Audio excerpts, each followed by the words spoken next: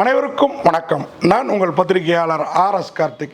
இந்த வீடியோவில் நம்ம பார்க்க இருக்கிறது நம்ம வேற லெவல் சினிமா சேனலோட சினிமா விமர்சனம். இப்போ நம்ம பார்க்க இருக்கிறது இந்த வாரம் திரைக்கு வந்திருக்கிற டூரிஸ்ட் ஃபேமிலி படத்தோட விமர்சனம். டூரிஸ்ட் ஃபேமிலி நம்ம சம்மரில் நமக்கு ஏற்ற மாதிரி ஒரு படம் வந்திருக்குது. ஆனால் இந்த டூரிஸ்ட் ஃபேமிலிங்கிற இந்த நேமுக்கு மீனிங் வேறு மாதிரி இருக்குது. நம்மளை கொஞ்சம் யோசிக்க வைத்திருக்குது. ஆமாம், இலங்கை தமிழர்கள் விஷயத்தில் நம்ம அப்போயிலேருந்து இப்போ வரைக்கும் நிறைய உபகாரமாக இருக்கிறோம், ஆனால் உதவிகரமாக இருக்கிறோம். ஆனாலும் நாம் செய்கிறதெல்லாம் போதுமா? நாம் மட்டும் கிடையாது, நம்மளுடைய அரசாங்கமும் இன்னும் பல விஷயங்களும் உண்மையாக அது போதுமா அப்படின்னு கேட்குற நம்ம மனசை கொஞ்சம் பிசைகிற ஒரு கதையாக இந்த படத்தோட கதை வெளிவந்துருக்குது. இந்த படத்தோட கதை அப்படி என்ன கதை அப்படின்னு பார்த்தீங்கன்னா, இலங்கையிலேருந்து ஒரு ஃபேமிலி அங்கே விலைவாசிலாம் ஜாஸ்தி ஆகிடுச்சு. போருக்கு அப்புறம் நம்ம ஊர் விலை மாதிரி கிடையாது. 1 லிட்டர் மண்ணெண்ணெயே இத்தனை 100, 1 லிட்ரு 1 கிலோ அரிசி இவ்வளோ அப்படின்லாம் சொல்லி நம்ம நியூஸ்லலாம் பார்த்தோம் இல்லைங்களா. அந்த மாதிரி விலைவாசி அதிகரிப்பு தாங்க முடியாமல் அதில் வாழ முடியாமல் அங்கேருந்து ஒரு ஃபேமிலி ராமேஸ்வரத்துக்கு போட்டில் வந்துடுறாங்க. வந்தவங்க ராமேஸ்வரத்துலேருந்து புலம்பெயர்ந்து சென்னைக்கு வராங்க. அவங்க ராமேஸ்வரத்துலேருந்து கிளம்புறப்போ ராமேஸ்வரத்தில் ஒரு குண்டு வெடிக்குது. அந்த குண்டு வெடிப்புக்கு இவங்க தான் காரணம்னு போலீஸ் சந்தேகப்படுது. இவங்கள வலை வீசி தேடுது. இவங்க பொழப்பு தேடி சென்னைக்கு வந்திருக்கிறாங்க. யார் அப்படின்னு பார்த்தீங்கன்னா, சசிகுமார், சிம்ரன், அவங்களோட 2 பசங்க. சசிகுமார் ஊரில் இருந்த வசதியெல்லாம் விட்டுட்டு, வாய்ப்புகளெல்லாம் விட்டுட்டு சென்னைக்கு ஒரு வேளச்சேரி, மடிப்பாக்கம் அந்த மாதிரி ஒரு ஏரியாவில் ஒரு தனியாக ஒரு குடியிருப்பு பகுதி இருக்கும் இல்லைங்களா. அந்த மாதிரி ஒரு குடியிருப்பில் ஒரு கார் டிரைவர் வேலையை தேடிக்கிட்டு மனைவி மக்களை பசி பட்டினி இல்லாமல் வாழ வைக்க முடிவு பண்ணுறாரு. யோகி பாபு இவங்களுக்கு முன்னாடியே இலங்கையிலேருந்து இங்கே வந்தவர். தான் இலங்கை தமிழருங்கிறத காட்டிக்காமல் இங்கே ஒரு இடத்துல ஒரு வேலையை பார்த்துக்கிட்டு வாழ்ந்துக்கிட்டு இருக்கிறாரு. அவரும் இவங்களுக்கு உதவி பண்ணுறாரு. இவங்களும் இலங்கை தமிழர்னு யார்ட்டையும் மூச்சு விட்றாதீங்க அப்படின்னு ஒரு வீடு பார்த்துருக்கேன், வாங்க நாங்கள் அழைச்சிட்டு போகிறாரு.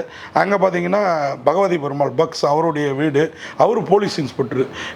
போலீஸுக்கு பயந்து இங்கே வந்தால் இங்கேயும் போலீஸா அப்படின்ற லெவலில் இப்போ இது எல்லாத்தையும் தாண்டி இவங்க சர்வைவல் கரெக்டாக சரியாக தமிழ்நாட்டில் சென்னையில் பண்ணாங்களா, இவங்க அந்த ஏரியாவில் எல்லோருக்கும் நல்லவர்களாக அறிமுகமாகிற நேரத்தில் ராமேஸ்வரம் போலீஸ் இவங்களை தேடி சென்னைக்கு வருது.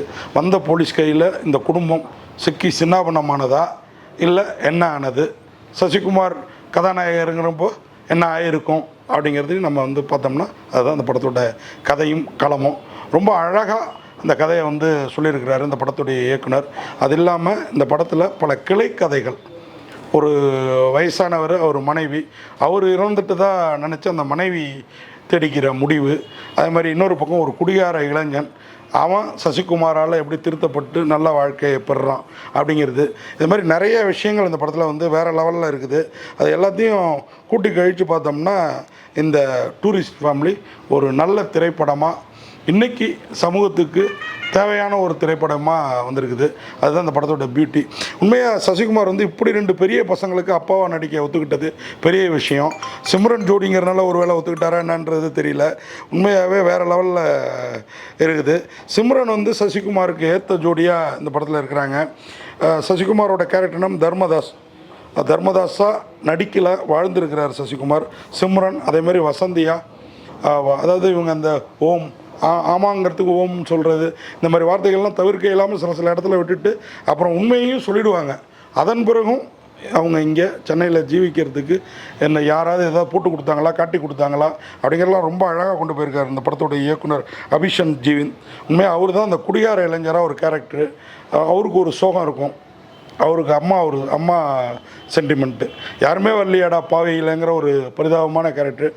அவருக்கு சசிகுமார் எப்படி உதவுறாரு. அதேமாதிரி தன் மகன்கள் நிதுஷன், அவர் அப்பா அம்மாவில் ஒரு கோவத்திலே இருப்பார். மிதுன் ஜெய்சங்கர், அவருக்கு என்ன பண்ணாப்புல சசிகுமார். அதே மாதிரி சின்ன பையன் கமலேஷ் ஜெகன் முள்ளிங்கிற ஒரு கேரக்டரில் வரான். வேறு லெவலில். அதுவும் ஜாம்பா மம்முட்டியான் படத்துலேருந்து மம்முட்டியாங்கிற அந்த பாட்டு, அதாவது பழைய மம்முட்டியான்லேயும் உண்டு அந்த பாட்டு, பிரசாந்த் நடித்த எந்த மம்முட்டியான்லேயும் உண்டு. அருமையாக பண்ணியிருக்கான் அந்த பையன். அந்த பையனுக்கு பிரைட்டான ஃபியூச்சர் இருக்குது, அதையும் சொல்லணும். அதுமாதிரி யோகி பாபு கேரக்டர் கொஞ்ச நேரம் தான் வராரு, ஆனால் நிறைவாக இருக்கிறார். யோகி பாபு சில படங்களில் காமெடின்னு சில படங்களில் நம்மளை கொஞ்சம் கடிச்சு குதறிடுவார். ஆனால் இந்த படத்தில் செட்டில்டாக அழகாக பண்ணியிருக்கிறாப்புல. அதுவும் இலங்கை தமிழராக அவர் ரொம்ப அழகாக காட்டியிருக்காப்புல இந்த படத்தோட இயக்குனர். அதுமாதிரி எம்எஸ் பாஸ்கர் ரிச்சர்டுங்கிற ஒரு ரிச்சான மனிதன் கேரக்டரு. அவருக்கு யாராவது பொய் பேசினா பிடிக்காது. அதனால் யாரை வேலைக்கு சேர்த்தாலும் டிரைவர் வேலைக்கோ எந்த வேலைக்கோ ஒரு 7 நாள் பார்ப்பேன். 7 நாள் நீங்கள் ஒழுங்காக இருந்தால் தான் வேலையில் வச்சுப்பேன், இல்லைன்னா உங்களை வெளியில் அனுப்பிடுவேன் சம்பளம் இல்லாமல் அப்படின்னு சொல்கிற கேரக்டரு. சசிகுமாருக்கும் அந்த நிலை தான் அப்படின்னு நம்ம நினைக்கிறப்போ என்ன நடந்துச்சுங்கிற அந்த ட்விஸ்ட்லாம் ரொம்ப அழகாக பண்ணியிருக்காங்க. ரமேஷ் திலக் பைரவன்கிற ஏட்டு கேரக்டரில் அசத்தி இருக்கிறாப்புல. ராமேஸ்வரம் ஏட்டவர். பக்ஸ் பகவதி பெருமாள் மெட்ராஸ் இன்ஸ்பெக்டராக ராகவன்கிற கேரக்டரில், அதாவது வேளச்சேரி இன்ஸ்பெக்டராக. இளங்கோ குமரவேல், நம்ம குமரவேல் நம்மளுடைய ராதாமோகன் படங்கள்லாம் தவிர்க்க இயலாத ஒரு கேரக்டராக இருப்பார் பல படங்களில். இந்த படத்தில் அதே மாதிரி ஒரு கேரக்டர் அருமையாக பண்ணியிருக்கிறாரு. குணசேகருங்கிற அந்த கணவர் கேரக்டரில் ஆதரவு இல்லாத ஒரு கணவன் மனைவி ஜோடி. அவங்க வந்து காதலித்து வந்ததுனால குழந்தைகளும் கிடையாது அவங்களுக்கு. அவங்களுடைய முடிவு அவங்களுக்கு ஜோடியாக ஸ்ரீஜா ரவி மங்கையர்கரசிங்கிற அந்த கேரக்டர். அதுமாதிரி யோகலட்சுமி குரலுங்கிற அந்த கேரக்டரில் இந்த பையனுக்கு ஜோடியாக மிதுன் ஜெய்சங்கர் நிதுஷனுக்கு ஜோடியாக பக்ஸோட மகளாக அவங்க ஒரு அருமையான கேரக்டர். அந்த பொண்ணு வீட்டில் திருட வந்துட்டதா அது ஒரு கதை இருக்கும் பாருங்கள், வேறு லெவல். என் அண்ணன் கள்ளக்காதலாம் சேர்த்து வைப்பான்னு அந்த சின்ன பையன் சொல்கிறது எல்லாமே சிறப்பாக இருக்குது. மொத்தத்தில் இந்த படம் டூரிஸ்ட் ஃபேமிலி $1 மில்லியன் ஸ்டுடியோஸும் எம்ஆர்பி என்டர்டெயின்மெண்ட்டும் இணைந்து தயாரித்து வழங்கியிருக்கிறாங்க. உண்மையாக அவங்கள பாராட்டணும். அபிஷன் ஜீவிந்த் இயக்குனர் மட்டும் இல்லை, இந்த படத்தில் அந்த குடியார கேரக்டரில் வேற ஒரு டைரக்டராக இருந்தால் தன்னோட கேரக்டர் இன்னும் ஜாஸ்தி பூஸ்டப் பண்ணி ஹீரோவையே முகசுலையே வைப்பாங்க. ஆனால் இந்த படத்தில் என்ன தேவையோ அவ்வளோதான் நடிச்சிருக்கிறாரு அந்த டைரக்டர். ரொம்ப சின்ன பையன், பிரமாதமாக இந்த படத்தை இயக்கியிருக்கிறாரு, அதேமாரி நடிச்சும் இருக்கிறாரு. அதேமாதிரி ஷான் ரோல்டனோட மியூசிக் இந்த படத்துக்கு பக்கா பலம். பரத் விக்ரமனோட படத்தொகுப்பு. கிளைக்கதைகள் கொஞ்சம் நீட்டி முழக்கிட்டு போனாலும் கரெக்டான எடிட்டிங் தான், பெரிய தவறெல்லாம் தெரியல. அரவிந்த் விஸ்வநாதனோட ஒளிப்பதிவு அது அவ்வளோ ஏங்க. நவராஜ்குமாரோட ஆடை வடிவமைப்பு கூட அவ்வளோ பிரமாதமாக இருந்தது. ராஜ்கமலோட கலை இயக்கமும் படத்திற்கு சிறப்பாக சேர்த்துருக்குது.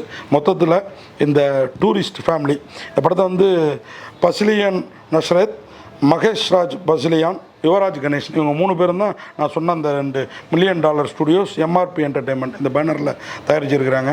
உண்மையாக ஒரு இவங்க தான் இதுக்கு முன்னாடி வந்து இதில் வந்து நம்ம லவ்வர் இந்த படத்துலலாம் இதில் ஒரு தயாரிப்பாளர்கள் குட் நைட் இந்த படங்கள்லாம் பார்ட்னராக இருந்தாங்க.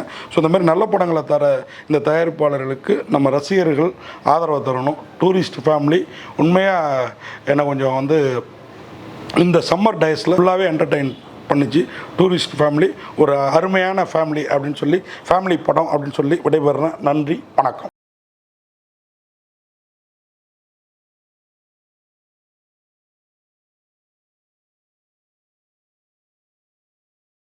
இந்த வீடியோ உங்களுக்கு பிடிச்சிருந்தா லைக் பண்ணுங்க, கமெண்ட் பண்ணுங்க, ஷேர் பண்ணுங்க, சப்ஸ்கிரைப் பண்ணுங்க.